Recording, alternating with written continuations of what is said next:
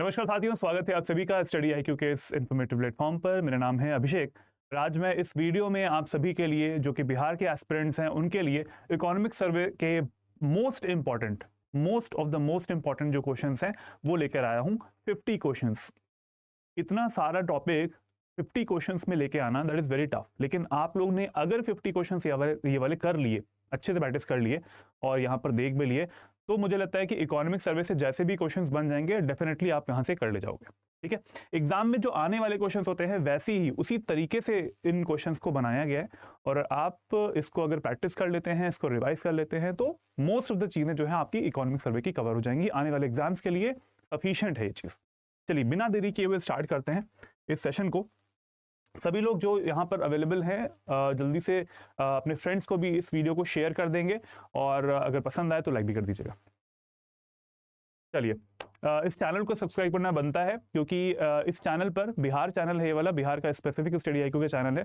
इसमें हमारे notifications videos के आते रहते हैं, जरूर से जरूर इसको सब्सक्राइब भी कर लीजिए आप। चलिए इसके अलावा फाउंडेशन निश्चय बैच 8 जो है वो हमारा आ चुका है। इसमें एडमिशन स्टार्ट हो चुके हैं। बैच कब से स्टार्ट होने वाला है? बैच स्टार्ट होगा 10 मार्च से। तो अगर आपको लगता है कि आपको बेस लेवल से तैयारी करनी है, ठीक है, बेस लेवल किसी भी स्टेट के लिए वैसे होता है, लेकिन ये बिहार के लिए मैं आपको बता रहा हूँ कि बिहार का ही वीडियो है ये वाला। तो बिहार स्टेट का जो एक फाउंडेशन का बैच है वो स्टार्ट हो गया है, वो स्टार्ट हो जाएगा 10 तारीख से।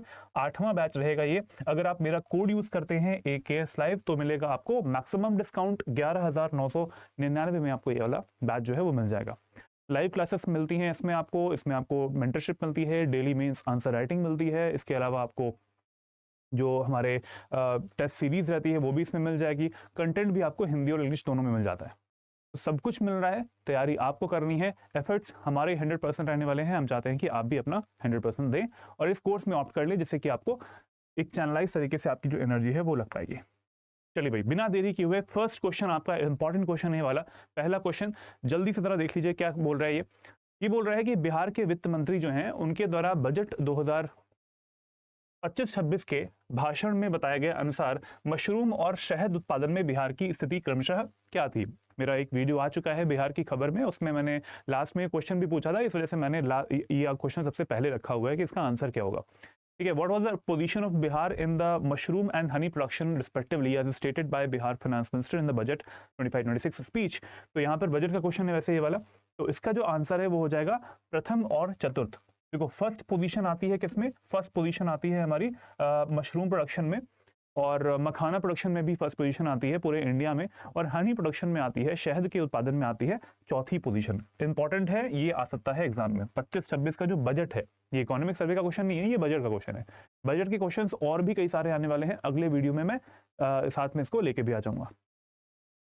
ठीक है, तो मशरूम का वाला पार्ट हो गया। मशरूम में आता है नंबर 1 और शहद में आता है नंबर 4। इसके अलावा ये मखाना में भी आता है ये फर्स्ट। ठीक है, चलिए आगे बढ़ते हैं। अगला क्वेश्चन है यहाँ पर, विच ऑफ दी फॉलोइंग, ये आपसे इकोनॉमिक सर्वे जो है उसके क्वेश्चन हमारे स्टार्ट हो रहे हैं। Which of the following is the commitment है, कमिटमेंट स्लोगन होता है बिहार गवर्नमेंट का टू एवरी सिटीजन। कौन सा बिहार सरकार का प्रत्येक नागरिक के प्रति प्रतिबद्धता का एक नारा है, जो कि इकोनॉमिक सर्वे के शुरुआत में दिया भी हुआ था। अगर आपने बिहार की खबर देखा है तो आप इसको जरूर बता ले जाएंगे। न्याय के साथ सुधार, न्याय के साथ विकास, सुधार और विकास और समृद्धि। इंग्लिश और हिंदी दोनों में दिया हुआ है, सभी लोग उसको ट्राई करेंगे। कमेंट बॉक्स में इसका जो आंसर है वो भी करें, साथ साथ चलते हुए इसका आंसर क्या हो जाएगा बताइएगा। तो जो करेक्ट आंसर है मैं खुद ही बता दे रहा हूँ क्योंकि सारे क्वेश्चंस हैं, इंपॉर्टेंट हैं, इसमें आप माइंड डाइवर्ट बिल्कुल ना हो। एक जो करेक्ट आंसर है उस पर आप स्टिक रहें और याद रहे आपको, तो वो है न्याय के साथ विकास। बी ऑप्शन इसका हो जाएगा, डेवलपमेंट विद जस्टिस। न्याय के साथ विकास इसका जो हमारी बिहार सरकार है उसका नारा है, प्रति जितने भी हमारे सिटीजन है प्रतिबद्धता है ये। चलिए आगे बढ़ते हैं। नेक्स्ट क्वेश्चन आता है, अगर बेस ईयर 2011-12 मानते हैं, ठीक है, आधार वर्ष 2011-12 मानते हैं, तो उससे गणना की गई सकल राज्य घरेलू उत्पाद, मतलब जो हमारा ग्रॉस स्टेट डोमेस्टिक प्रोडक्ट होता है, GSDP। ठीक है, gross state domestic product GSDP calculated from the base year 2011-12 has increased 3.5 times at current prices. वर्तमान मूल्यों पर 3.5 गुना बढ़ गई है। तो वर्ष 2023-24 के लिए यह कितनी है बताइए।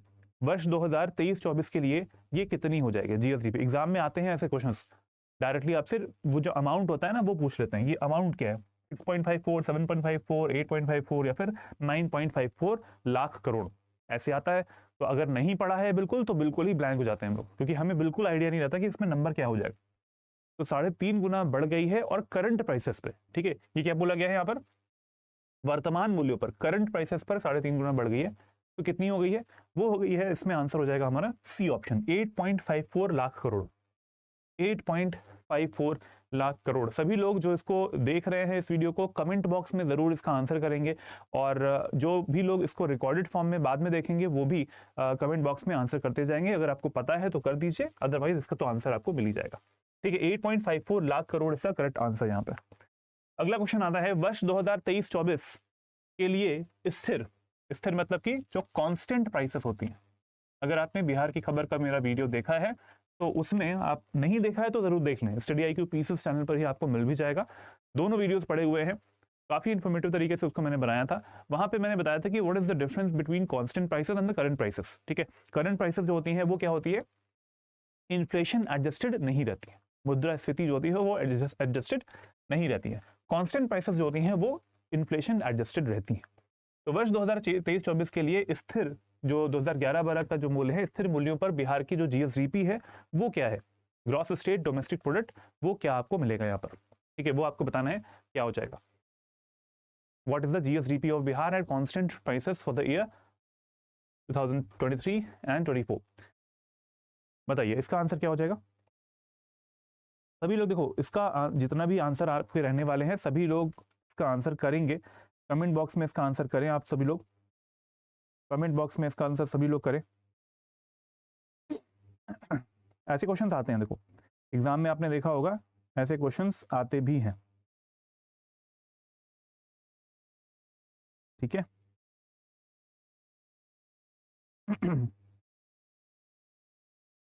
इसका जो करेक्ट आंसर है हो जाएगा 4,64,540। ठीक है, 4,64,540। सभी लोग देखो, इसमें बिल्कुल भी गलती नहीं करनी है, आप लोगों को बिल्कुल भी गलती नहीं करनी है इसमें। क्वेश्चन है अगला वाला। अगला क्वेश्चन आता है, बिहार सरकार में शहरीकरण का जो पार्ट है, यहाँ पर शहरीकरण से निपटने के लिए सरकार ने बजट में कितने प्रतिशत की वृद्धि करी है। ठीक है, बजट में कितने प्रतिशत की वृद्धि करी है, सभी लोग इसका आंसर बताएंगे।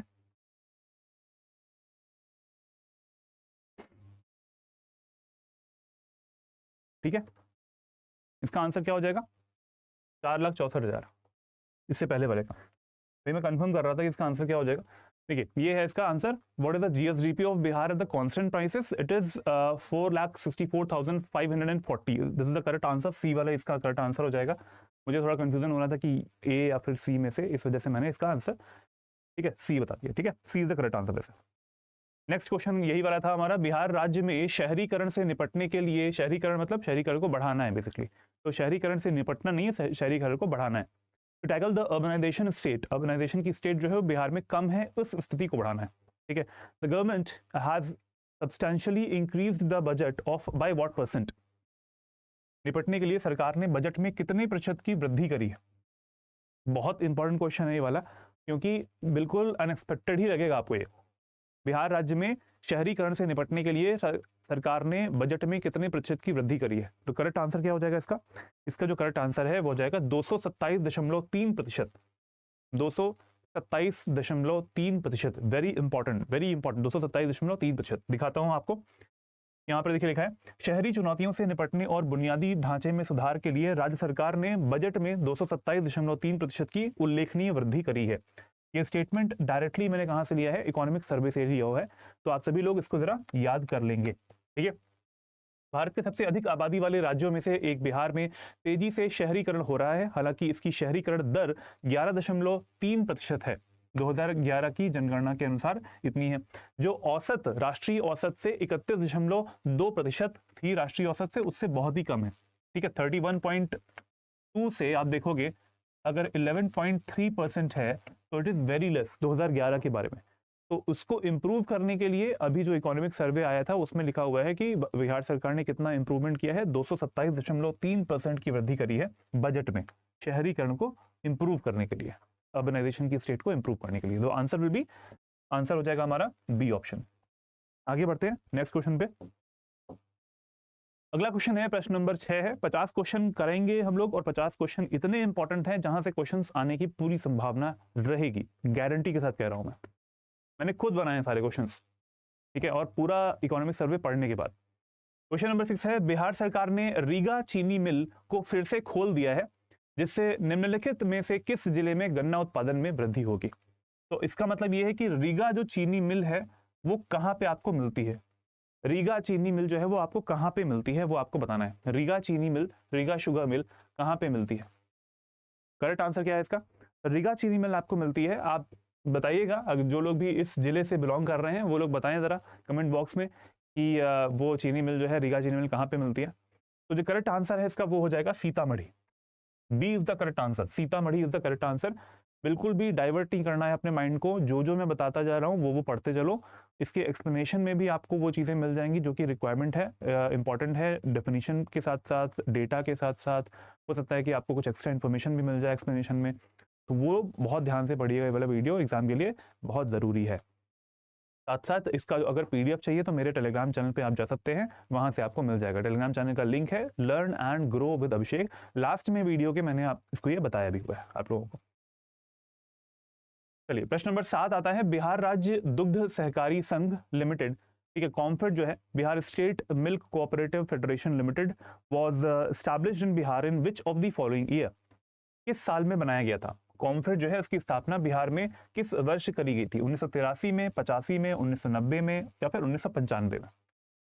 चार यहाँ पे ईयर लिखे हुए हैं और दुग्ध उत्पादन जो है वो बहुत तेजी से बढ़ भी रहा है बिहार में। इस वजह से मुझे लगा कि एक स्टैटिक क्वेश्चन यहाँ से भी बन सकता है कि कॉम्फेड जो है वो उसकी स्थापना बिहार में कब करी गई थी। ठीक है, तो इसकी जो स्थापना है वो सभी लोग जरा कमेंट बॉक्स में भी इसका आंसर करेंगे। इसका जो आंसर हो जाएगा 1983 is the correct answer. 1983 is the correct answer. मैं नहीं चाहता कि आप लोग बहुत ही ज़्यादा इसमें इन्वॉल्व होके बिल्कुल ऐसा करो कि मैं टाइम दूं आपको, उसके बाद में आप उसका आंसर करो।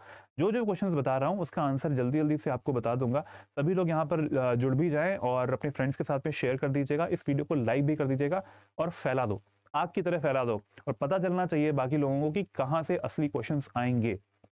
1983 is the correct answer, COMFED की स्थापना हुई थी। अगला आता है प्रश्न हमारा, क्वेश्चन नंबर 8, निम्नलिखित पर विचार करें। तसार, शहतूत और ईरी, कास्टर या फिर ईरी। तसार, मलबरी और castor, eri. Which of the above given types of silk is produced in Bihar. ऊपर दिए गए रेशम के प्रकारों में से, ये रेशम के प्रकार हैं, ऊपर दिए गए रेशम के प्रकारों में से बिहार में कौन सा रेशम उत्पादित होता है। इनमें से कौन सा जो रेशम है वो उत्पादित किया जाता है। कौन से ऑप्शन है, तसार है, मलबरी आता है और कास्टर या फिर ईरी सिल्क आता है। तो इसमें से जो करेक्ट आंसर हो जाएगा 1 2 2 3 1 3 और 1 2 3, इसमें ऑप्शंस दिए हुए हैं और इसका जो करेक्ट आंसर हो जाएगा वो हो जाएगा डी ऑप्शन, ऑल 1 2 एंड 3। ठीक है, डी ऑप्शन इसमें हो जाएगा। तीनों यहाँ पर बिहार राज्य में सिल्क जो प्रोडक्शन किया जाता है उसमें तीनों उत्पादित किए जाते हैं। तीनों प्रकार के जो रेशम है वो उत्पादित किए जाते हैं, तसर भी, मलबरी भी और ईरी भी। ठीक है, चलिए जो लोग भी यहाँ पर अभी जुड़ रहे हैं, बाद में जुड़ रहे हैं या फिर बाद में जो लोग देख भी रहे हैं, अगर ये वीडियो पसंद आ रहे हैं, क्वेश्चंस अच्छे लग रहे हैं तो आप इसको लाइक भी कर सकते हैं। चलिए आगे बढ़े। अगला क्वेश्चन आता है, निम्नलिखित पर विचार करें। पर्यटन, प्लास्टिक, रबर, कपड़ा और small machine manufacturing. Tourism, plastics, rubber, textiles and small machine manufacturing. Which of the above given sectors are identified as priority sectors of Bihar. ऊपर दिए गए क्षेत्रों में से कौन से बिहार के प्राथमिकता वाले क्षेत्रों के रूप में पहचाने जाते हैं। प्राथमिकता वाले, जहां से ज्यादा राजस्व बनता है, और प्रोडक्शन भी यहाँ पे ज्यादा हो रहा होता है। तो प्रायोरिटी सेक्टर्स जो होते हैं उनकी लिस्ट में कौन कौन से यहाँ पर आते हैं। पर्यटन, प्लास्टिक, रबर, कपड़ा और छोटी मशीन निर्माण, स्मॉल मशीन मैन्युफैक्चरिंग। चार ऑप्शन आपके सामने हैं, 1 4 5 1 4 1 2 4 एंड 5 या फिर 1 2 3 4 5। क्या रबर, क्या प्लास्टिक भी प्रायोरिटी सेक्टर्स में आते हैं। पर्यटन तो आता है, देखो पर्यटन तो आ जाएगा, 1 तो बिल्कुल सही है, तो 1 तो सब में कॉमन हो गया। ठीक है, टेक्सटाइल्स भी है, टेक्सटाइल्स भी हमारा इंपॉर्टेंट होता है। तो 1 4 इसमें भी है, 1 4 इसमें भी है, 1 4 इसमें भी है, 1 4 इसमें भी है, सब में कॉमन है। तो इसका जो करेक्ट आंसर हो जाएगा वो हो जाएगा ऑल। ठीक है, इसमें बिल्कुल भी दिमाग नहीं लगाना है। ये सारे जितने भी सेक्टर्स मैंने लिखे हैं वो सारे हमारे क्या हैं, प्रायोरिटी सेक्टर्स आते हैं बिहार में। ठीक है, प्रायोरिटी सेक्टर्स देखिए यहाँ पर हाँ ये सारे इसमें हो जाएंगे। रबर भी आता है, प्लास्टिक भी आता है, कपड़ा तो है ही, छोटी मशीन निर्माण या फिर स्मॉल मशीन मैन्युफैक्चरिंग, ये भी हमारे प्रायोरिटी सेक्टर्स में ही आ जाएगा। 1 2 3 4 5 इंपॉर्टेंट क्वेश्चन है ये वाला, सारे इसमें आ जाएंगे प्रायोरिटी सेक्टर्स में। चलिए नेक्स्ट क्वेश्चन आ गया हमारा, अगला है प्रश्न नंबर 10। 50 में से 10वें क्वेश्चन पे हम लोग आ चुके हैं। ये कहता है कि बिहार के खान एवं भू विज्ञान के संदर्भ में नीचे दिए गए सही कथनों का चयन कीजिए। With reference to mines and geology of Bihar select the correct statements given below. यहाँ पे आपको करेक्ट पूछना है, सही कथन जो है वो पूछा गया है और आपको वो बताना है। पहला स्टेटमेंट है revenue collection in 2023-24 was less than the earlier year. Revenue collection जो है वो कम था, राजस्व संग्रह पिछले वर्ष की तुलना में कम था। क्या ये स्टेटमेंट सही है? देखते हैं। 2023-24 में सभी खनिजों से अर्जित राजस्व 3114.79 करोड़ था। क्या ये स्टेटमेंट सही है? देखते हैं। अगला स्टेटमेंट आता है पिछले 5 वर्षों में प्रमुख खनिजों से राजस्व संग्रह में वृद्धि हुई है। Revenue collection from the major minerals has been increasing in the past 5 years। पिछले 5 सालों में ऐसा होता आया है कि लगातार मेजर जो मिनरल्स हैं, दो तरीके के मिनरल होते हैं, एक होता है मेजर, एक होता है माइनर। तो मेजर मिनरल से जो भी यहाँ पर रेवेन्यू आया है स्टेट को, वो लगातार इंक्रीजिंग दर पे आगे बढ़ता जा रहा है। और डी ऑप्शन यहाँ पे है वो है इन 2023-24 total revenue collected from mining, दोनों मिला के मेजर और माइनर और सैंड माइनिंग अलोन कॉन्ट्रीब्यूटेड 30%। जो हमारी रेत होती है ना, रेत, तो इसमें रेत खनन से योगदान 30% था टोटल में से देखो जाए। तो क्या इसमें से कौन सा स्टेटमेंट यहाँ पर सही हो जाता है? ये क्वेश्चन बहुत इंपॉर्टेंट है। इंपॉर्टेंट क्यों है? क्योंकि हर स्टेटमेंट में कुछ ना कुछ आपको यहाँ पर इंफॉर्मेशन मिलेगी ही मिलेगी। एक तो सही होगा, बाकी 3 जो गलत हैं उनमें से भी आपको आंसर मिलने वाला है। तो जो इसका करेक्ट आंसर है वो क्या हो जाएगा? इसका जो करेक्ट आंसर है वो आपको लग रहा होगा कि सी जो है, आपको लग रहा होगा कि बाकी सब में हो सकता है, लेकिन इसका जो करेक्ट आंसर है वो इसमें क्या हो जाएगा बताइए। पिछले 5 वर्षों में प्रमुख, इसमें से प्रमुख खनिजों से राजस्व संग्रह की वृद्धि हुई है। तो यहाँ पर गलत स्टेटमेंट है सी वाला। C is wrong, this is also wrong, this is also wrong, this is correct. 3114.79 crore जो है वो रेवेन्यू अर्न हुआ है सारे मिनरल्स से। ठीक है, बी ऑप्शन यहाँ पे बिल्कुल सही हो जाएगा। अब जरा इसका सोल्यूशन देख लीजिए, क्योंकि सोल्यूशन से चीजें क्लियर होती है।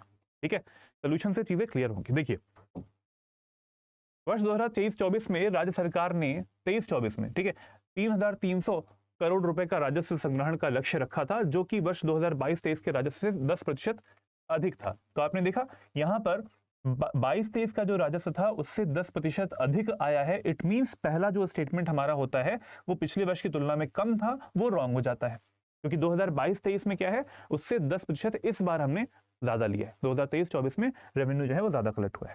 ठीक है, पहला स्टेटमेंट क्लियर हो गया।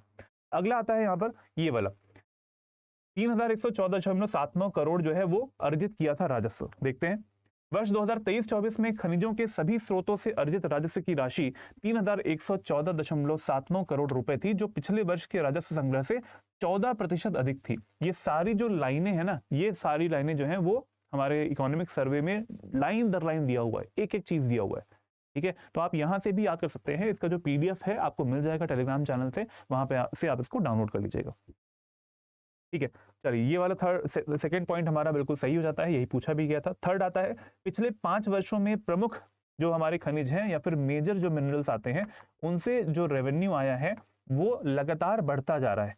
तो देखते हैं जरा क्या स्टेटमेंट सही है? नहीं, क्योंकि मेजर मिनरल्स में यू कैन सी जो हमारे मेजर मिनरल्स हैं उससे 2019-20 में इट वाज 10.04 करोड़, फिर उसके बाद में आता है 20-21 में 10.8 करोड़, फिर आता है 21-22 में 7.1 करोड़। तो यहाँ पर डिप हुआ है, यहाँ पर क्या हुआ है, सडनली वो डाउन हो गया है मेजर मिनरल्स में। ऐसा नहीं है कि लगातार बढ़ता जा रहा है। ठीक है, ऐसे क्वेश्चंस आते हैं। फिर उसके बाद में यहाँ पर देखा, यहाँ पर ये इंक्रीज कर गया, 7.10 से 7.59 आ गया। उसके बाद में ये 8.32 आ गया मेजर मिनरल्स से 8.32 करोड़ आया था 2023-24 में। तो पिछले 5 वर्षों में देखा जाएगा, पिछले 5 वर्षों में it has gone down also, उसके बाद में फिर से बढ़ रहा है। ठीक है, अगर आप इसका ग्राफ बनाओगे तो पहले वो बढ़ा है, फिर डाउन हुआ है, फिर बढ़ रहा है। ठीक है, इसलिए इसका मतलब है कि लगातार नहीं बढ़ रहा है। तो ऑप्शन क्या हो जाएगा इसमें, पिछले 5 वर्षों में प्रमुख खनिजों से राजस्व संग्रह में लगातार वृद्धि हुई है, ये हमारा स्टेटमेंट गलत हो जाएगा। This statement is wrong. और D option very important, need to remember this. यहाँ पर डेटा कौन सा आ रहा है, रेत का जो खनन है वो 2023-24 में खनन जो कि हमारे मेजर और माइनर दोनों हो जाते हैं, एकत्रित कुल राजस्व में अकेले रेत खनन का 30% योगदान था। ये स्टेटमेंट गलत है, क्योंकि यहाँ पर इससे भी ज्यादा था। कितना ज्यादा था देखते हैं।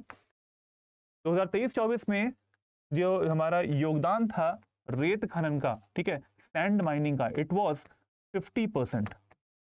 सैंड माइनिंग बहुत ज्यादा होती है, तो सैंड माइनिंग का कितना था योगदान, 50%। Very important data.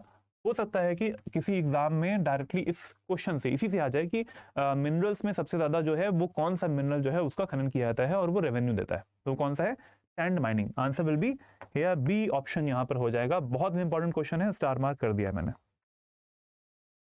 अगला क्वेश्चन आता है प्रश्न नंबर 11, with reference to Bihar economy select the correct statements. यहाँ पर आपको सही कथन चुनना है आपको फिर से, ठीक है, करेक्ट स्टेटमेंट्स यहाँ पर चुनने, समझते चलिएगा, इंपॉर्टेंट है। हर स्टेटमेंट में कुछ एक नया ही क्वेश्चन निकल के आएगा।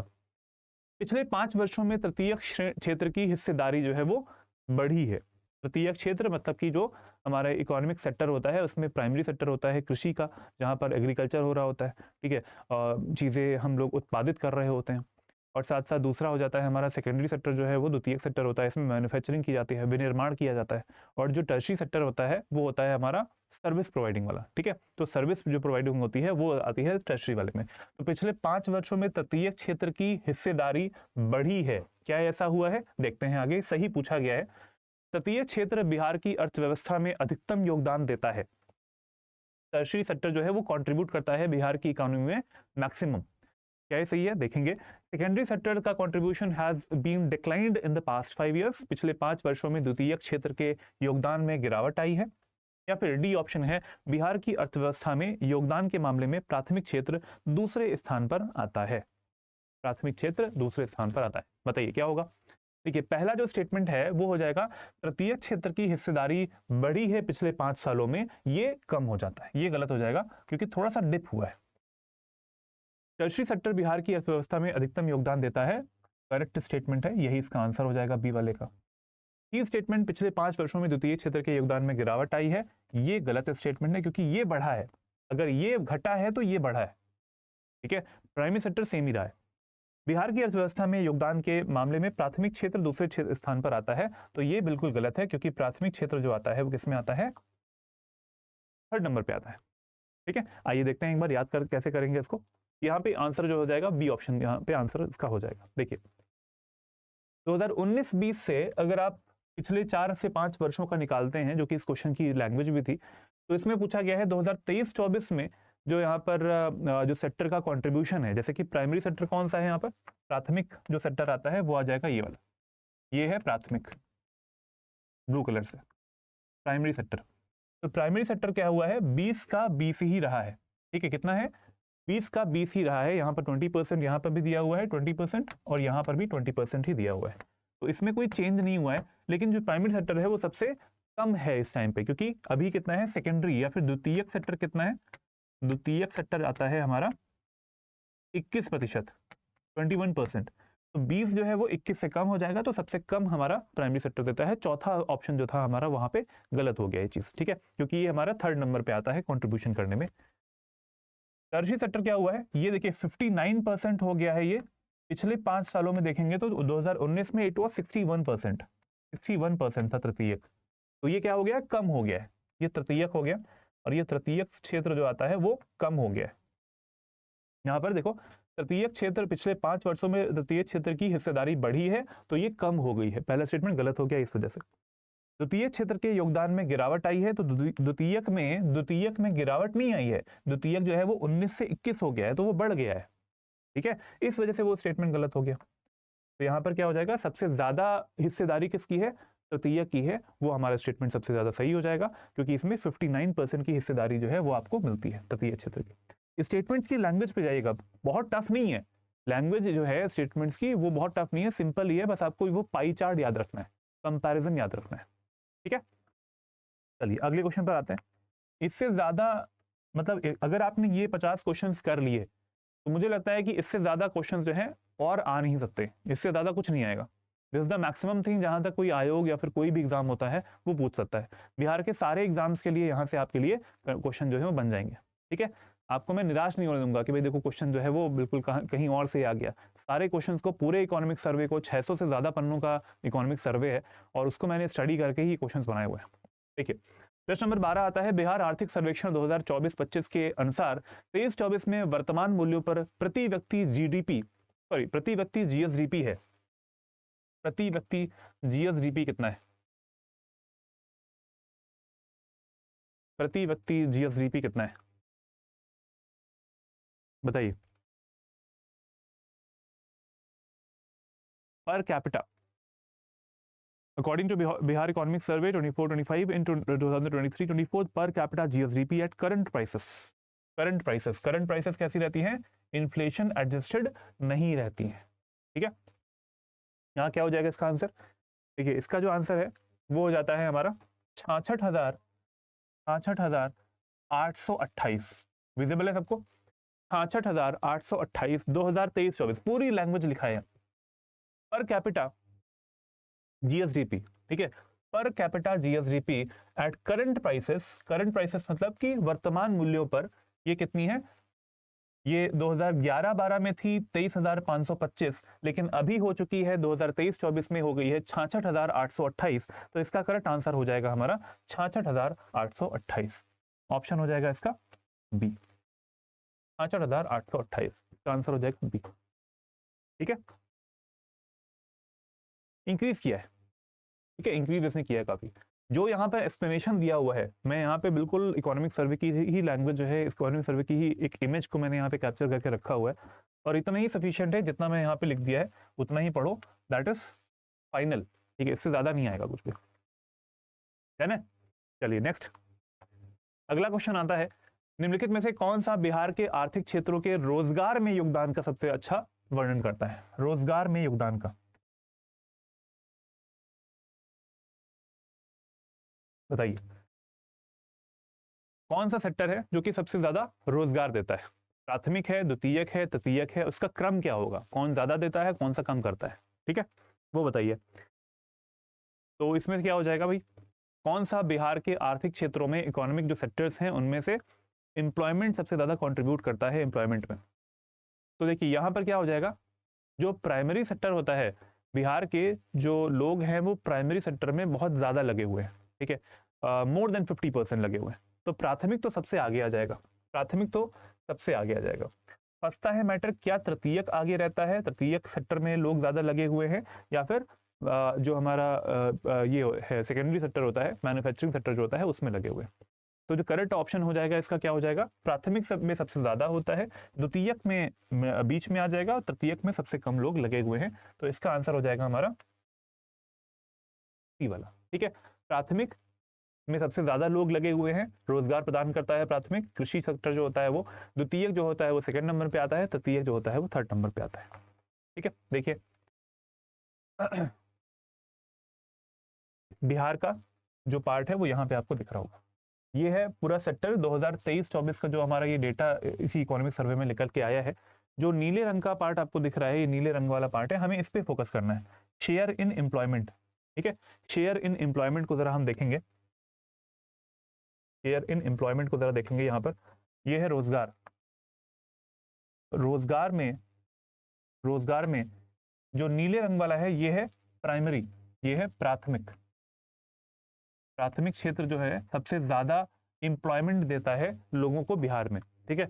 जो ऑरेंज कलर से यहाँ दिखाई दे रहा है वो है द्वितीयक, तो द्वितीयक क्षेत्र हमें सेकंड नंबर पे आ रहा है, क्योंकि इसका जो नंबर है वो क्या है, वो है 23.6, 23.6। प्राथमिक का कितना है 54.2, this is 54.2% of people of Bihar are involve in प्राथमिक सेक्टर कृषि में, और टर्शरी आता है या फिर तृतीयक जो है वो आता है, तृतीयक जो है वो आता है 22.2%। तो इसका मतलब है बिहार के 22.2% लोग जो है वो किस में लगे हुए हैं, जो सेवाएं होती हैं, सर्विसेज होती हैं, उसमें लगे हुए हैं। ठीक है, बस आपको ये ध्यान देना है। ठीक है, हमें इस कंटेंट से यहाँ पे इस डेटा से ध्यान देना है, तो जो कि यहाँ पे एक बार ग्राफ के रूप में दिया हुआ है, बस यही है, बाकी कुछ भी नहीं है। ठीक है, देखो लिखा है यहाँ पर प्राथमिक में सबसे ज्यादा, द्वितीयक में सबसे कम, तृतीयक में उससे कम। अगले क्वेश्चन पर आ रहे हैं। अगला क्वेश्चन है, ये भी इंपॉर्टेंट क्वेश्चन है भाई। बिहार के आर्थिक सर्वेक्षण 2024-25 के अनुसार निम्नलिखित में से कौन से जिले क्रमशः सबसे समृद्ध और सबसे गरीब हैं? ये मैंने अपने बिहार की खबर वाले वीडियो में कवर भी किया था, इकोनॉमिक सर्वे वाले पार्ट में। बताइए क्या हो सकता है इसका answer. According to economic survey 2024-25 of Bihar, which of the following districts are most prosperous and most impoverished respectively? तो सबसे ज्यादा प्रॉस्परस कौन सा है, सबसे ज्यादा इम्पोवरिश्ड, सबसे ज्यादा गरीब कौन सा है? तो सबसे ज्यादा जो प्रॉस्पेरस है वो है पटना, और सबसे ज्यादा जो गरीब है वो है शिवहर। सी ऑप्शन इसका हो जाएगा, सी ऑप्शन इसका हमारा आंसर हो जाएगा। ठीक है, सबसे समृद्ध है पटना और सबसे ज्यादा गरीब है शिवहर, क्रमशः के तौर पर आंसर इसका सी हो जाएगा। ठीक है, यहां पे देखिए डेटा दिया हुआ है पर कैपिटा जीडीडीपी में। पर कैपिटा जीडीडीपी क्या होता है? ग्रॉस डिस्ट्रिक्ट डोमेस्टिक प्रोडक्ट, या फिर ग्रॉस ये हमारा डिस्ट्रिक्ट के लेवल पे जो ग्रॉस डोमेस्टिक प्रोडक्ट होता है, सकल घरेलू उत्पाद जिले के आधार पर कितना है ये। जहां पे देखेंगे पटना का सबसे ऊपर है, देखो ये है पटना, पटना का देखो सबसे आगे लिखा हुआ है मोस्ट प्रॉस्पेरस डिस्ट्रिक्ट में, सबसे ज्यादा जो अमीर जिला होता है वो पटना है। पटना के बाद में सेकंड नंबर पे अमीर कौन सा है, वो है बेगूसराय। थर्ड नंबर पे अमीर आता है वो है मुंगेर। कॉपी में नोट कर लेना ये चीज। ठीक है, और सबसे जो इम्पोवरिश्ड है, सबसे जो गरीब जिला आता है वो कौन सा है, वो आता है हमारा शिवहर आता है। उसके बाद में सीतामढ़ी आता है, फिर आता है अररिया। ठीक है, शिवहर नंबर 1 पे गरीब आ रहा है, सेकंड नंबर पे गरीब है सीतामढ़ी, थर्ड नंबर पे आता है अररिया। कैसे निकाला गया है? जीडीडीपी से निकाला गया है, ग्रॉस डिस्ट्रिक्ट डोमेस्टिक प्रोडक्ट से निकाला गया है। ठीक है, यही this is the latest data जो कि यहाँ पर अवेलेबल है। 2022 से ना 2022 लेटेस्ट डेटा के अकॉर्डिंग इतना ही है। इसके बाद में कई सारे और भी पैरामीटर्स होते हैं, लेकिन वहां पर क्वेश्चन की डिमांड यहाँ पे थी, सबसे ज्यादा अमीर सबसे ज्यादा गरीब वाले पार्ट में। ठीक है, और कुछ प्रोडक्ट्स होते हैं यहाँ पे, जैसे लोग किसी भी जिले के जो लोग हैं वो पेट्रोलियम प्रोडक्ट्स को कितना यूज कर रहे होते हैं, वो भी एक पैरामीटर होता है जिससे कि गरीबी और अमीरी को डिसाइड किया जाता है। लेकिन हमारा यहाँ पे आंसर निकलता है पटना और शिवहर, आंसर हो जाएगा पटना और शिवहर। सी ऑप्शन यहाँ पे हो गया। नेक्स्ट क्वेश्चन आता है, अगला क्वेश्चन है, जाति आधारित जनगणना 2023 के अनुसार बिहार राज्य का जनसंख्या घनत्व कितना है? बिहार राज्य का जनसंख्या घनत्व कितना है? Population density of the Bihar state according to the caste based census 2023। तो कास्ट बेस्ड सेंसस 2023 के अकॉर्डिंग हमारे बिहार राज्य की जो जनसंख्या है वो 13 करोड़ से ज्यादा हो चुकी है। ठीक है, लेकिन यहाँ पर जनघनत्व पूछा गया है। सभी लोग जरा ऑप्शंस देखिए, बताएं जनघनत्व कितना है। 1205 ऑप्शन है, 1388 है, 1106 है और 1366 है। What is the correct answer? आइए देखते हैं यहाँ पर आंसर क्या हो जाएगा। देखिए यहाँ पर लिखा हुआ है ये the population density in the state, जनघनत्व कितना है, the population density in the state has increased from 1106। पहले कितना था? 2011 के सेंसस में इट वाज 1106, 1106 था कब? सेंसस 2011 में। लेकिन अभी कितना हो गया है?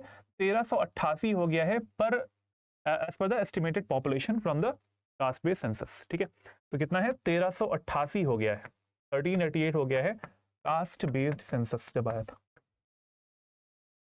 कास्ट बेस्ड सेंसस 2023 वाला जो आया था।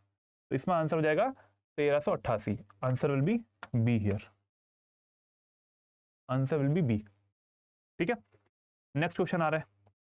अगला क्वेश्चन है, बिहार सरकार द्वारा अपनाए गए चौथे कृषि रोड मैप की समयावधि क्या है? फोर्थ एग्रीकल्चरल रोड मैप जो है उसकी समयावधि क्या है? कौन से 5 साल यहां पर होंगे? 22 से 27, 23 से 28, 20 से 30, 10 साल, या फिर 24 से 30 वाला? सिंपल सा है भाई, 23 से 28 is the correct answer. Fourth agricultural road map 23 से 28 के बीच में आता है। ठीक है, फोर्थ एग्रीकल्चरल रोड मैप हर तरीके से कृषि को का विस्तार करना है, कृषि में जो इनपुट यूज हो रहे हैं उनको और अच्छे से यूज करना है, हाई जो यील्ड वैरायटी वाले सीड्स होते हैं उनको लगाना है। ठीक है, ज़्यादा उत्पादकता वाले जो बीज होते हैं उनका यूज करना, ये सब इसके कुछ ऑब्जेक्टिव्स हैं। ठीक है, 2023 से 28 हो गया इसका आंसर। नेक्स्ट क्वेश्चन, ये 17वां क्वेश्चन है। बिहार के निम्नलिखित में से किस जिले में सबसे अधिक फसल सघनता दर्ज की गई है? सबसे ज्यादा अधिक फसल सघनता या फिर क्रॉप डेंसिटी, क्रॉपिंग इंटेंसिटी सबसे ज्यादा हाईएस्ट जो है वो किस जिले में आती है? क्रॉपिंग इंटेंसिटी सबसे ज्यादा किस जिले में आती है? सुपौल, जहानाबाद, बक्सर या फिर भोजपुर? सुपौल, जहानाबाद, बक्सर या फिर भोजपुर? बिहार के निम्नलिखित में से किस जिले में सबसे अधिक फसल सघनता दर्ज की गई है? सुपौल, जहानाबाद, बक्सर या फिर भोजपुर? आंसर देखते हैं एक बार। इसका जो आंसर है वो हो जाएगा द क्रॉपिंग इंटेंसिटी। कुछ नहीं करना, जो मैंने यहाँ पे लिखा हुआ है ना, ये फोटो में लगी हुई है, इसको पढ़ लो, उतना सफिशिएंट है। The cropping intensity was highest in Supaul at 1.82। जो पैरामीटर है उसके अकॉर्डिंग सुपौल ही होगा। सुपौल के बाद में आता है सेकंड नंबर पे आता है जहानाबाद। बस हो गया 2022-23 के अकॉर्डिंग, जो कि लेटेस्ट डिटेल आती हैं। पहला आता है सुपौल, आंसर विल बी ए।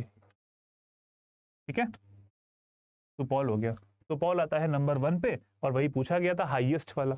उसके बाद में सेकंड नंबर पे आता है जहानाबाद, वो उसमें आंसर नहीं होगा क्योंकि सेकंड नंबर में नहीं पूछा गया। फसल सघनता, cropping intensity, answer will B Supaul. अगला क्वेश्चन देखते हैं। 4 स्टेटमेंट्स दिए हैं यहाँ पे। With reference to economic survey 2024-25, consider the following statements and choose the incorrect one. भैया गलत चुनना है, इसमें गलत चुनना है यहाँ पर, इनकरेक्ट स्टेटमेंट।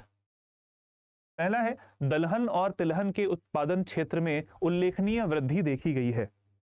दलहन और तिलहन, ठीक है, मतलब होता है कि हमारी जो पल्सेस हैं और साथ साथ जो ऑयल सीड्स हैं उनमें सिग्निफिकेंट ग्रोथ देखी गई है। ये गलत है या फिर सही है, बताना है आपको। 2022-23 और 23-24 के बीच में जूट को आवंटित क्षेत्र में 10.6% की वृद्धि हुई है। Area allocated to jute rose by 10.6% between 22-23 and 23-24। C जो ऑप्शन है वो है गन्ने की खेती के क्षेत्र में पर्याप्त वृद्धि देखी गई है। The area under sugarcane cultivation has seen substantial growth.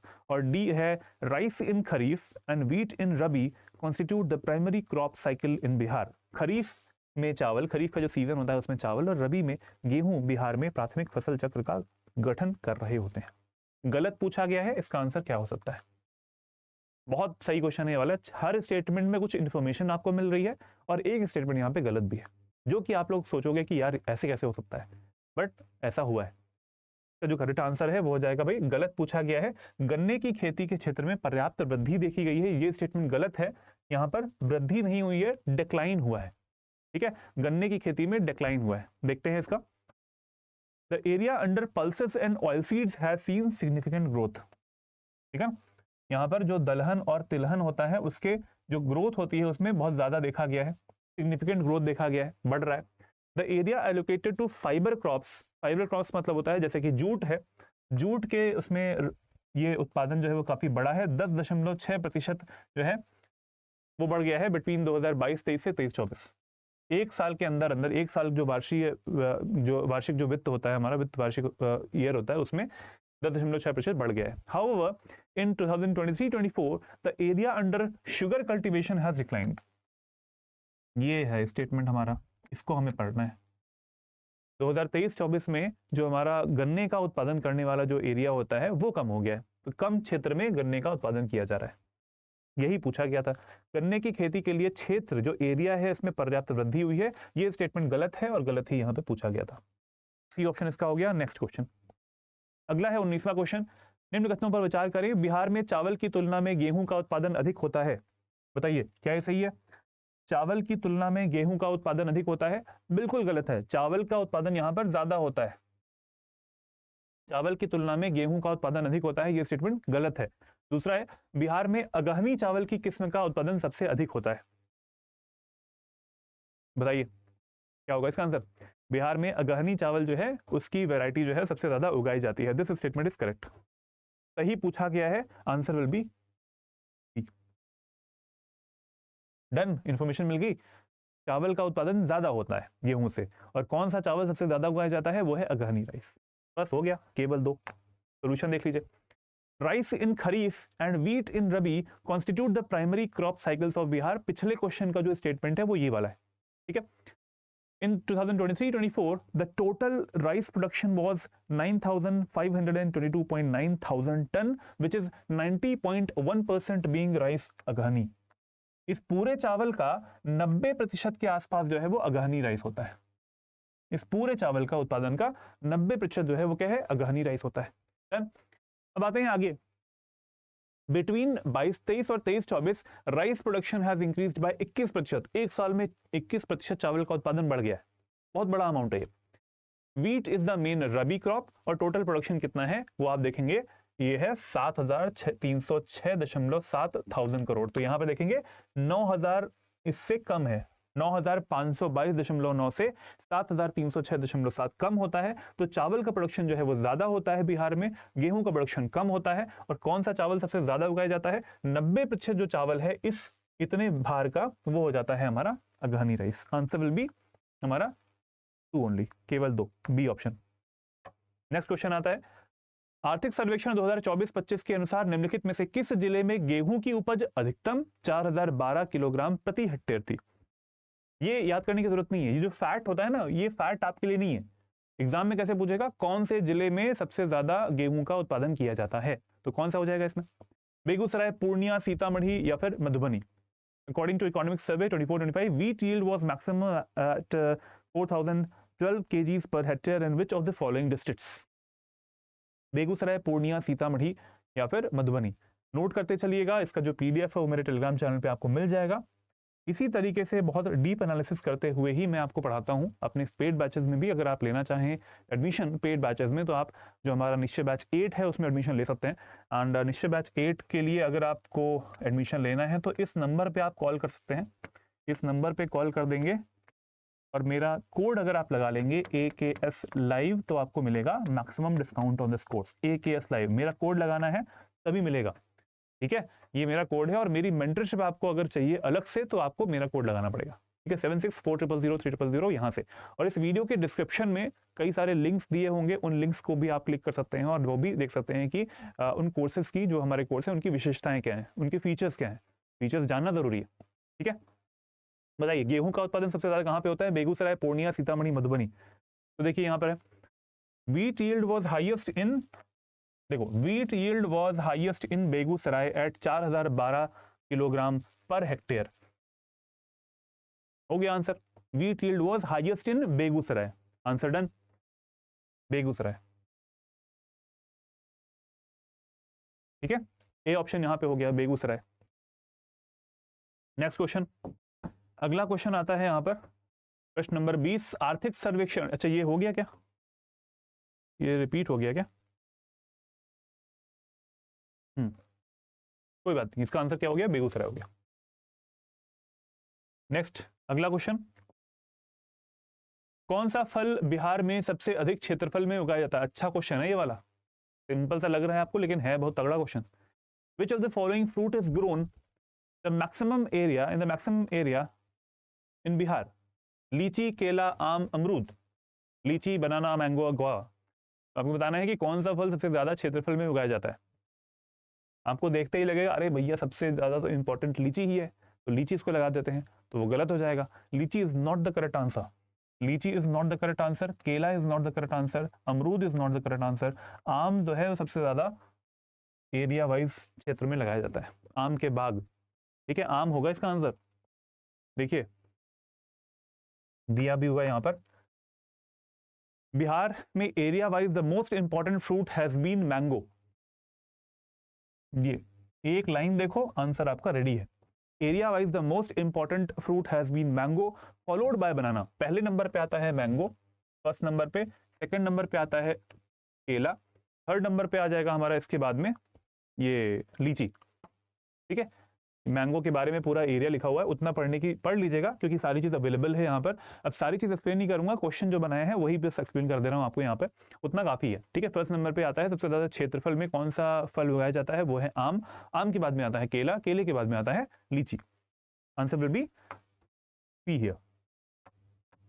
अगला क्वेश्चन है, भारत के मखाना उत्पादन में बिहार का हिस्सा कितना प्रतिशत है? पूरे भारत के जो मखाना प्रोडक्शन होता है, फॉक्सनट का प्रोडक्शन जो हो रहा है, उसमें बिहार का जो प्रतिशत है उत्पादन में, वो कितना है? 18, 85, 90 या फिर 95? इकोनॉमिक सर्वे में पूरा परसेंटेज दिया हुआ है, उस परसेंटेज को आपको याद रखना है। ठीक है, Bihar accounts for how much percent of the makhana production of India? तो पूरे भारत देश का 85%, 85% मखाना जो है वो कहाँ पे उगाया जाता है? बिहार में उगाया जाता है। ठीक है, इसीलिए मखाना बोर्ड जो है वो भी यहाँ पे बिहार में बनने वाला है। ठीक है, यहाँ पे देखो लिखा भी है 85%।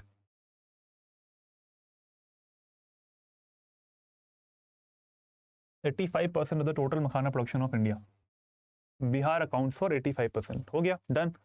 कौन कौन से इसमें 10 जिले इंपॉर्टेंट हैं यहाँ पर? दरभंगा, मधुबनी, सहरसा, मधेपुरा, अररिया, पूर्णिया, कटिहार, किशनगंज, खगड़िया और Supaul of Bihar are engaged at different nodes of the value chain of makhana production. GI tag भी मिला हुआ है मिथिला मखाना को, जीआई टैग भी मिला हुआ है मिथिला मखानों को। ठीक है भाई, चलो हो गया इसका आंसर हमारा 85%। अगला क्वेश्चन आता है, अगला है, बिहार के निम्नलिखित में से किस जिले में चाय के लिए उत्कृष्टता केंद्र बनाने की बात की जा रही है? ठीक है, कहां पर centre of excellence for T बनाया जाएगा? Centre for excellence for T is proposed in which of the following districts of Bihar? It is Kishanganj. D option हो गया। देखते ही आपको आंसर करना है, अब किशनगंज इसका आंसर हो जाएगा। ठीक है, अगला क्वेश्चन है, निम्नलिखित फूलों की किस्मों पर विचार करें। गेंदा, गुलाब, चमेली, ठीक है, मैरीगोल्ड, रोज एंड जास्मिन। ऊपर दी गई किस्मों में से कौन सी बिहार में व्यावसायिक रूप से उत्पादित की जाने वाली सबसे प्रमुख किस्में हैं? व्यावसायिक रूप से, कॉमर्शियल फार्मिंग की जाती है इनकी। इनमें से कौन से फूल हैं जिनकी कॉमर्शियल फार्मिंग की जाती है? 1, 2, 3, क्या इसका आंसर हो जाएगा? D option, 1, 2 and 3 all are correct here. ठीक है, ऑल आर करेक्ट, सब कुछ दिया हुआ है इकोनॉमिक सर्वे में। Marigold, rose and jasmine, 1, 2 and 3। ठीक है, अगला very very important question, again very very important question. Bihar में पिछले 5 वर्षों में निम्नलिखित में से किस क्षेत्र के उत्पादन में 95% से भी अधिक की वृद्धि हुई है? 95% से भी ज्यादा की वृद्धि हुई है। तो सोचिए कि ये बहुत बड़ा नंबर है, मतलब एक all together it's a very big number. 95% से भी अधिक की वृद्धि हुई है किस किस इसके प्रोडक्शन के उसमें, मिल्क में, एग में, फिशरीज में या फिर मीट एंड वूल में? Very important question. Which of the following sectors has experienced more than 95% increase in its production in the past 5 years in Bihar?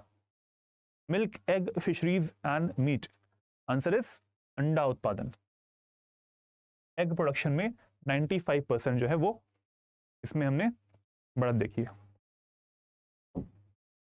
Given the increase in the number of livestock, यहाँ पर हमने देखा 95.1%। You can see यहाँ पे लिखा हुआ है egg production में 95.1% बढ़ा है। मिल्क के प्रोडक्शन में कितना हुआ है? मिल्क के प्रोडक्शन में हुआ है 30.9%। अंडे के प्रोडक्शन में हुआ है 95.1%। और मछलियों के प्रोडक्शन में हुआ है, फिशरीज जो है उनमें हुआ है कितना? ये इसमें परसेंटेज नहीं दिया हुआ है, 6.02 लाख मीट्रिक टन था इसमें और 8.73 हो गया है। फिश प्रोडक्शन हाँ 45% बढ़ा, देखो दिया हुआ है 45%। ठीक है, तो सबसे ज्यादा किसका है? 95.1% एग प्रोडक्शन है वो बढ़ गया है। अगला क्वेश्चन, मुख्यमंत्री समेकित चौर विकास योजना के निम्नलिखित में से कौन से उद्देश्य हैं? मुख्यमंत्री समेकित चौर विकास योजना has which of the below given objectives? Irrigation to farmlands, कृषि भूमि की सिंचाई, जल संग्रहण, मछली पालन या फिर डी है भूजल पुनर्भरण, ग्राउंड वाटर रिचार्जिंग। मुख्यमंत्री समेकित चौर विकास योजना, इसका जो करेक्ट आंसर हो जाएगा वो हो जाएगा मछली पालन। ठीक है, fish farming is the correct answer है। चौर विकास मछली पालन के लिए करते हैं। ठीक है, चलिए नेक्स्ट, यहां पे लिखा भी है मुख्यमंत्री समेकित चौर विकास योजना। मुख्यमंत्री समेकित चौर विकास योजना, चौर एरियाज का उपयोग किया जाने वाला है aquaculture based integrated farming systems के लिए, जहां पर मछलियों का जो है वो पाला जाएगा, मछलियों का पालन किया जाएगा उसमें। ठीक है, ये फिशरीज के लिए है। नेक्स्ट क्वेश्चन, बिहार आर्थिक सर्वेक्षण 2024-25 के संबंध में इन कथनों पर विचार करें। पहला है, यूरिया का उपयोग कुल उर्वरकों के उपयोग के लगभग 66% के बराबर है और अनुशंसित एनपीके का जो अनुपात है वो 4:2 और 1 होता है। कौन सा इसमें से सही है पूछा गया। जो जितने भी हमारे उर्वरक यूज किए जाते हैं उनमें से बहुत सारे उर्वरक होते हैं अलग अलग टाइप के वैरायटीज के, उनमें से यूरिया जो है वो बोला गया है कि वो 2/3% होता है, उसमें यूरिया का यूज किया जाता है। 66.67% होगा, लेकिन 66 मैंने लिख दिया यहाँ पे। तो उतना जो है वो किसने कवर किया हुआ है, यूरिया ही यूज किया जाता है। और दूसरा है परसेंटेज क्या है, एनपीके का परसेंटेज 4:1 का परसेंटेज होना चाहिए। यहाँ पर क्या आंसर हो जाएगा, यहाँ पर दोनों स्टेटमेंट हमारे बिल्कुल सही हो जाएंगे। यूरिया का उपयोग सबसे ज्यादा किया जाता है, लगभग 2/3 यूरिया जो हमारे खेतों में बिहार में यूज हो रही है, 2/3 जो उर्वरक यूज हो रहा है वो यूरिया ही है, ठीक है। और उसके बाद में अनुशंसित जो एनपीके होता है अनुपात उसका 4:1 ही होना चाहिए। इसका आंसर हो जाएगा बोथ 1 and 2। इसका आंसर हो जाएगा बोथ 1 and 2। नेक्स्ट देखो यहाँ पे लिखा भी हुआ है कि इसमें ऑलमोस्ट 2/3 वॉज यूरिया। ऑलमोस्ट 2/3 मतलब 2/3 कितना होता है, 2/3 मतलब हो जाता है 66.67%। अब यहाँ पे मान लीजिए 66% ही वो चीज हो जाती है, ठीक है। और एनपीके का कितना है, with recommended NPK ratio of 4:1। Recommended NPK ratio of 4:1 is the correct answer. तो दोनों यहाँ पे हमारे स्टेटमेंट सही हो जाएंगे, answer will be C. Bihar में सिंचाई का प्राथमिक स्रोत निम्नलिखित में से कौन सा है। सिंचाई का जो प्राथमिक स्रोत है बिहार में वो कौन सा है, ऑप्शन है यहाँ पर नहरें, भूजल, तालाब, आहार pine, canals, ground water tanks या फिर आहार पाइन। एवरीवन नोज दैट हम लोग भूजल का जो उपयोग है वो बहुत ज्यादा करते हैं इरिगेशन करने में, पूरे इंडिया में और बिहार में भी। तो भूजल is the correct answer here.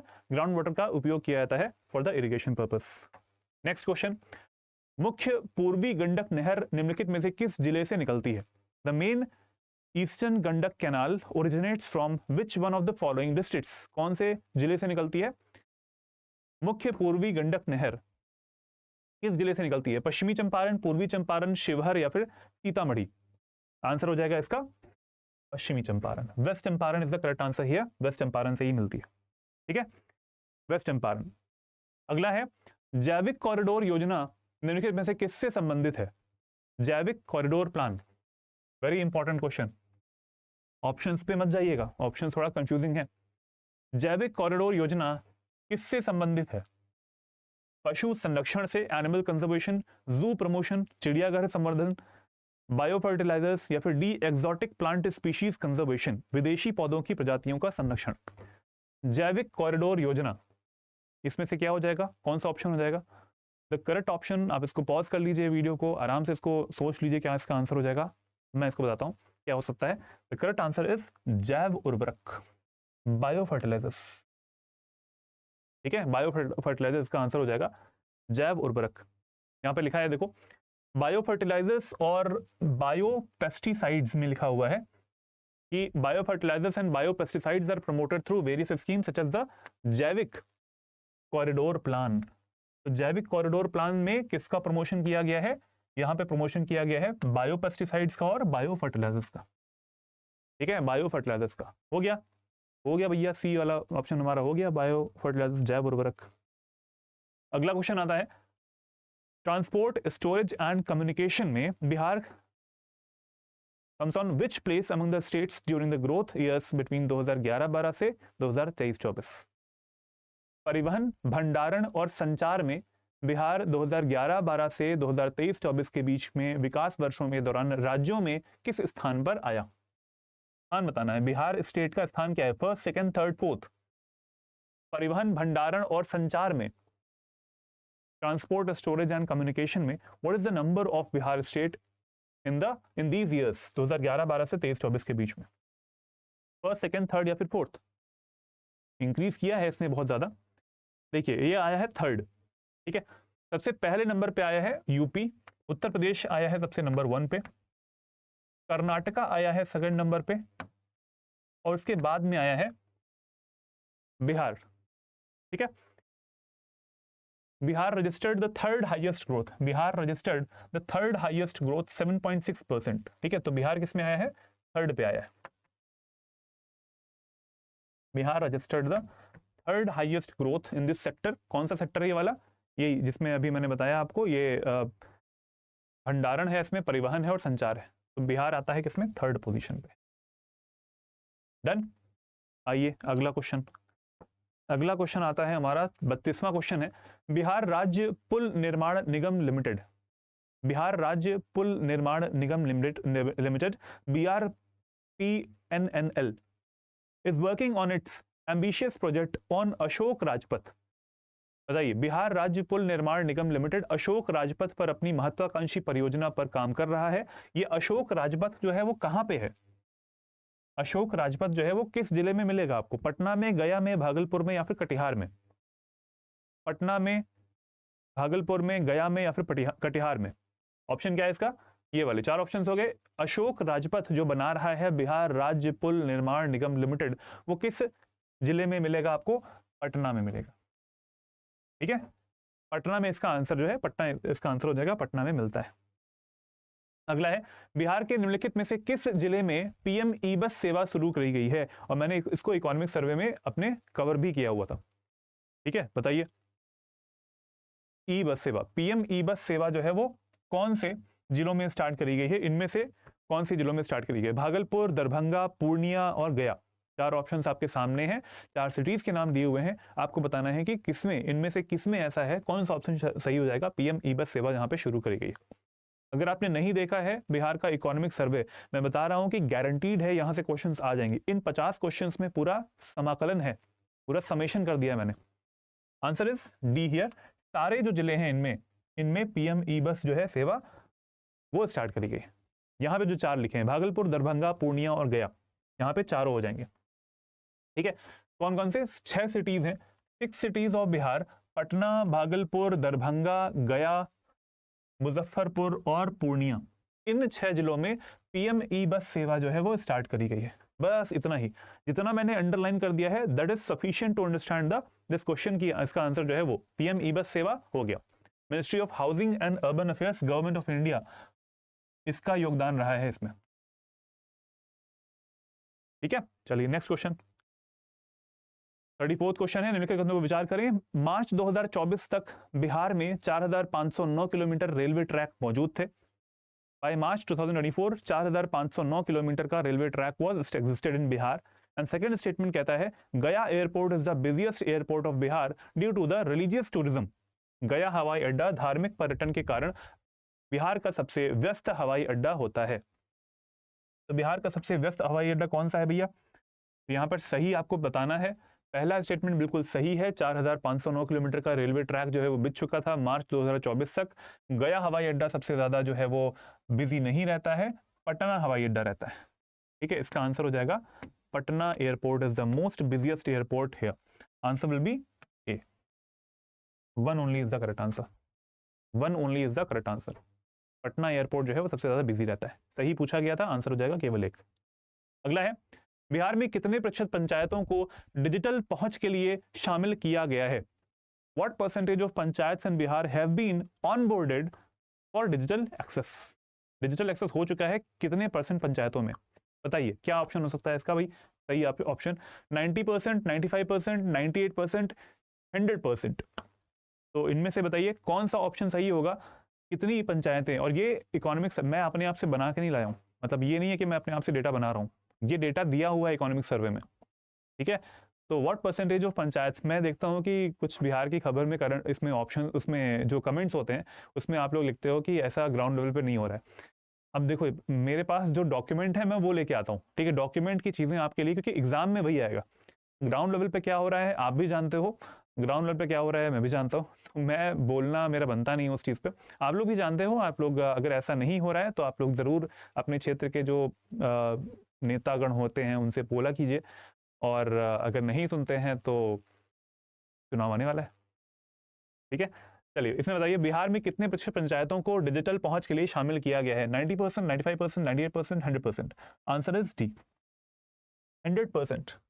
ठीक है, 100% इसका आंसर हो जाएगा, onboarded for the digital access. You can see the data here. Bihar में पंचायत ऑनबोर्डिंग 100%। ठीक है, एंडेड लिखा हुआ है, पूरे इंडिया में इट इज 95.1%, बट बिहार में पंचायत में ऑनबोर्डिंग है कितनी, 100% हो जाएगी information and communication technology, ICT infrastructure के लिए, इंफॉर्मेशन एंड कम्युनिकेशन टेक्नोलॉजी, ठीक है, उसके लिए 100% हो गया, डन। मार्च 2024 तक का ये डेटा आपको मिला है। बिहार में नीलिट और सीडैक केंद्र निम्नलिखित में से किस जिले में स्थित हैं? बिहार में नीलिट एंड सीडैक सेंटर्स जो है वो आपको किस जिले में आपको मिल जाते हैं? गया, दरभंगा, पटना या फिर मधुबनी? नीलिट और सीडैक, वेरी इंपॉर्टेंट, नीलिट और सीडैक कहां पे मिलते हैं? बिहार की राजधानी पटना, सी ऑप्शन इसका हमारा हो जाएगा, पटना में मिलते हैं, ठीक है। अगला क्वेश्चन है, कुल प्रजनन दर जो टोटल फर्टिलिटी रेट है TFR is a major of the average number of children that would be born to a woman over her entire reproduction age. मतलब कुल प्रजनन दर जो होती है वो एक महिला द्वारा अपनी संपूर्ण प्रजनन आयु में, जो प्रजनन आयु होती है उसमें कितने बच्चे वो पैदा करती हैं की औसत संख्या का माप होता है। यह संपूर्ण प्रजनन अवधि होती कौन सी है? तो जो डेफिनेशन में है कि भाई TFR में एक एज निकाली जाती है, इस एज में उन्होंने जितने बच्चे पैदा किए होते हैं उसके अनुसार से निकाला जाता है कि TFR कितना है पूरे बिहार राज्य का या फिर पूरे देश का भी। तो वो एज कौन सी है बताइए?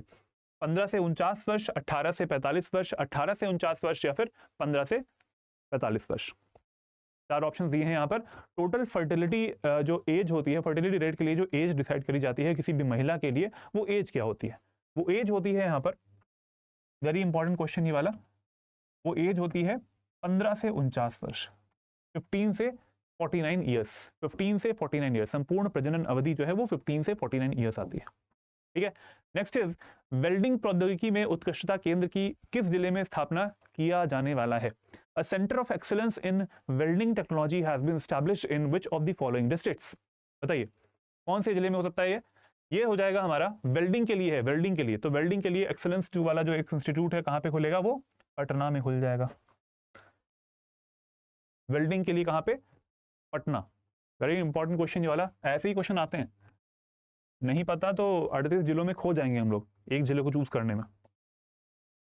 अगला आता है यहां पर, निम्नलिखित में से किस जिले में सौर प्रौद्योगिकी में उत्कृष्टता केंद्र की स्थापना की जाने वाली है? A center of excellence in solar technology has been established in which of the following districts?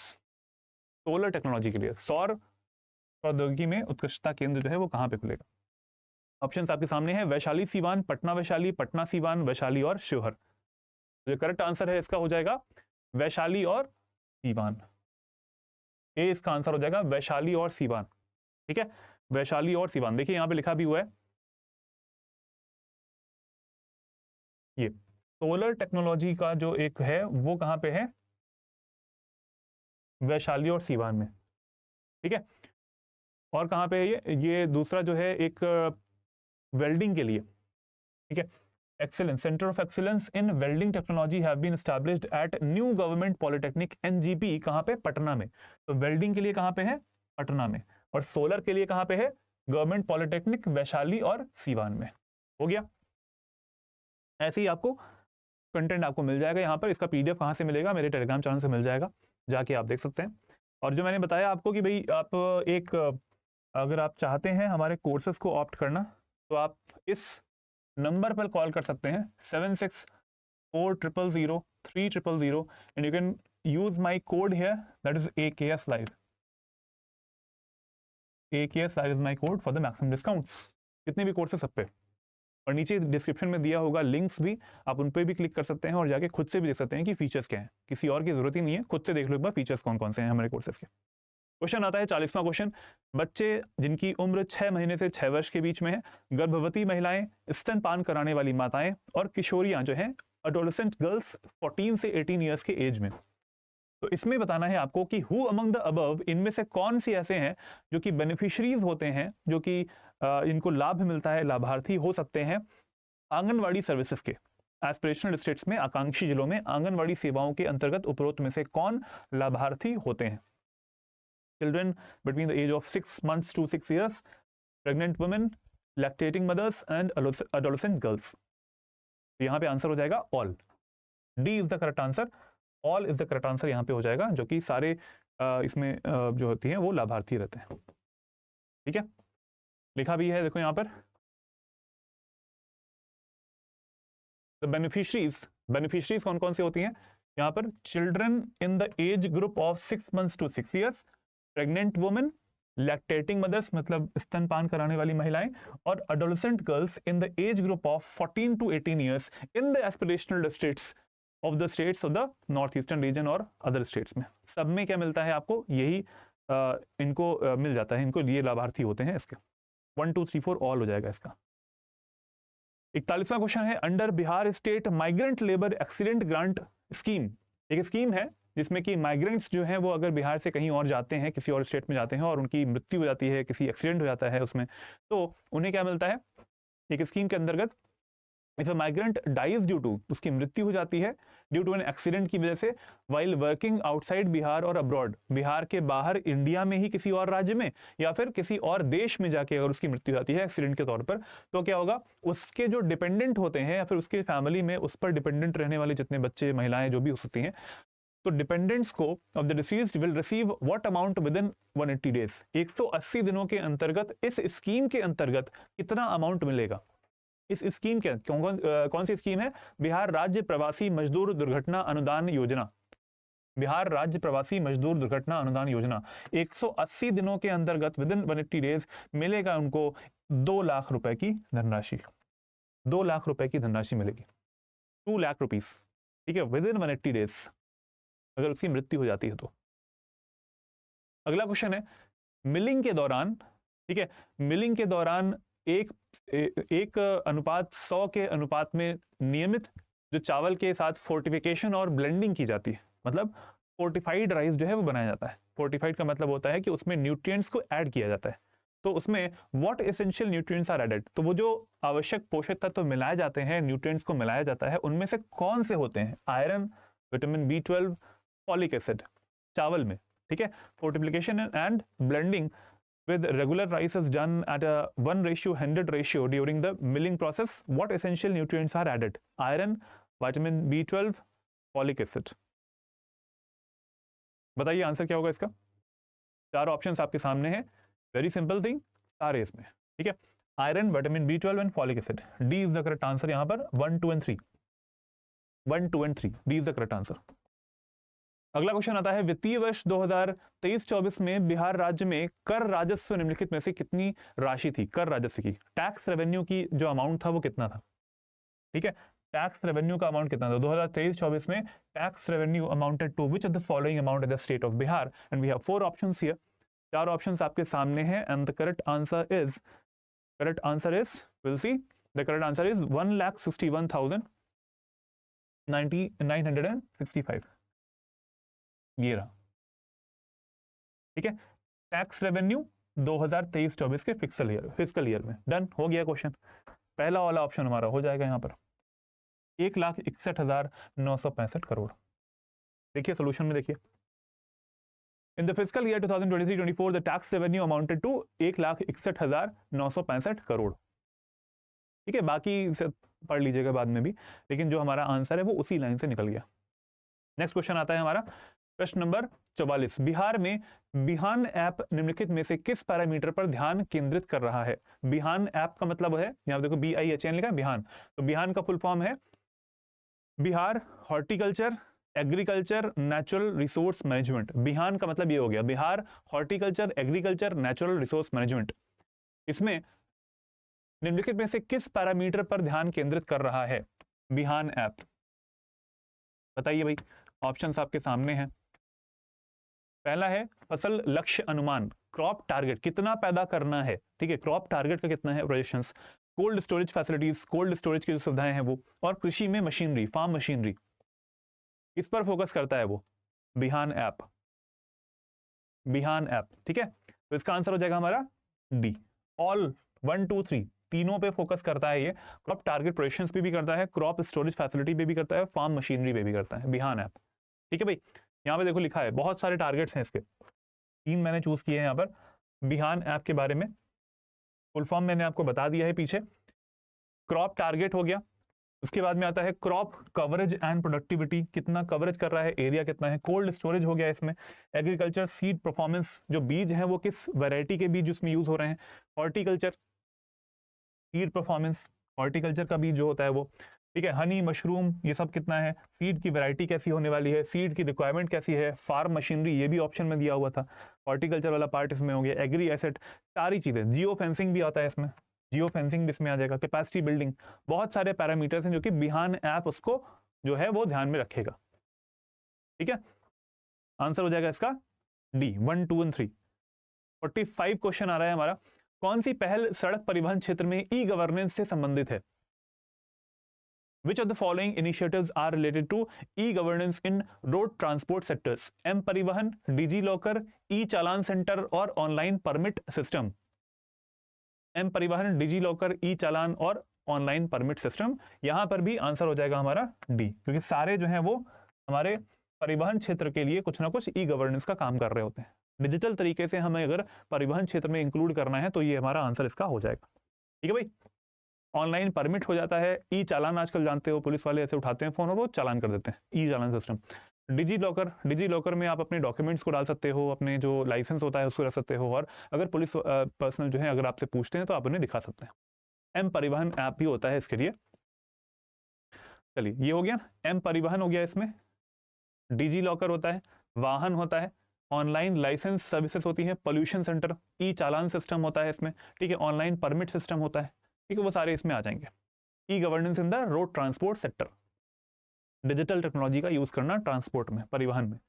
46वां question आता है, मुख्यमंत्री वृद्ध जन आश्रय स्थल योजना के तहत, अंडर द मुख्यमंत्री वृद्ध जन आश्रय स्थल योजना इन 2023-24 the states government has allocated what amount to the municipal bodies across the state?